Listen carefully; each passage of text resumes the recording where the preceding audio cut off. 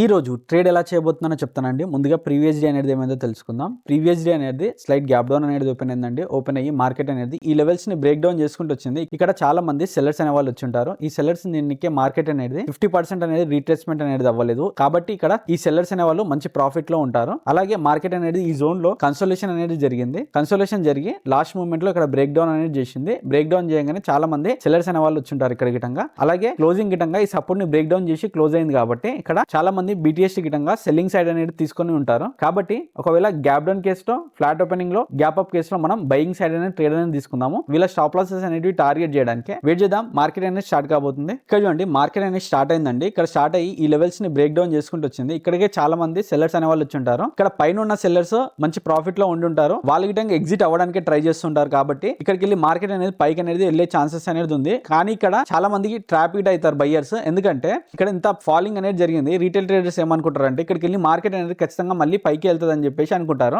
కాబట్టి కొంచెం వెయిట్ చేసి మనం సెటప్ రాగానే మనం ఎంట్రీ అనేది ప్లాన్ అనేది చేద్దాము. ఇక్కడ చూడండి ఈ రెసిస్టెన్స్ పైన చాలా మంది బయ్యర్స్ అనే వాళ్ళు ఇప్పుడు వచ్చి ఉంటారు. ఇలా దీనికే మార్కెట్ అనేది ఖచ్చితంగా కిందికి అనేది రావాలి. ఇక్కడ చూడండి మార్కెట్ అనేది కిందికి అనేది వచ్చింది. ఇక్కడ ఈ బయ్యర్స్ స్టాప్ లాసెస్ అనేది హిట్ అయినాయి. అలాగే ఇక్కడ చాలా మంది సెల్లర్స్ అనే వాళ్ళు వచ్చి ఉంటారు. కాబట్టి ఇక్కడికి వెళ్ళి మనం ఖచ్చితంగా పైకి అనేది ట్రేడ్ అనేది తీసుకోవాలి. ఇక్కడ నేను ఎంట్రీ అనేది ప్లాన్ అనేది చేస్తున్నాను. ఇక్కడ 50 పాయింట్స్ అనేది నా స్టాప్ లాస్ అనేది ఉంటుంది. 140 పాయింట్స్ అనేది నా టార్గెట్ అనేది ఉంటుంది. వెయిట్ చేద్దాం మన టార్గెట్ అనేది హిట్ అవుతుందో లేదో చూద్దాం. ఇక్కడ చూడండి చాలా మంది సెల్లర్స్ అనే వాళ్ళు వస్తారు ఈ కన్సల్టేషన్ లో. వీళ్ళని తినడానికి మార్కెట్ అనేది పైకి అనేది వెళ్ళొచ్చు. ఇక్కడ చూడండి మన స్టాప్ లాస్ అనేది హిట్ కావడానికి వచ్చింది కానీ ఇక్కడ హిట్ అవ్వలేకపోయింది. ఇక్కడ మార్కెట్ అనేది ఓన్లీ కన్సల్టేషన్ అనేది చేస్తుందండి. సెల్లర్స్ ని ఎక్కువ మందిని ఇన్వైట్ అనేది చేస్తుంది. అలాగే పైన గిటంగా చాలా మంది సెల్లర్స్ అనే వాళ్ళు ఉన్నారు. ఈ సెల్లర్స్ దీనికి మార్కెట్ అనేది ఖచ్చితంగా పైకి అనేది వెళ్ళాలి. ఒకవేళ స్టాప్ లాస్ హిట్ అయితే మనం స్టాప్ లాస్ తీసుకుని వెళ్దామండి. ఇక్కడ చూడండి నా టార్గెట్ అనేది హిట్ అయిందండి. ఇక్కడ నేను ఆల్మోస్ట్ 170 పాయింట్స్ అనేది బుక్ చేశాను. ఓన్లీ ఇక్కడ ఈ రోజు సెల్లర్స్ స్టాప్ లాసెస్ అనేవి క్రియేట్ అయినాయండి. అలా దీనికే మార్కెట్ అనేది పైకి అనేది వెళ్ళింది. ఇలాంటి చార్ట్ ట్రేడింగ్ కాన్సెప్ట్స్ గురించి లైక్ చేసి సబ్స్క్రైబ్ చేయండి.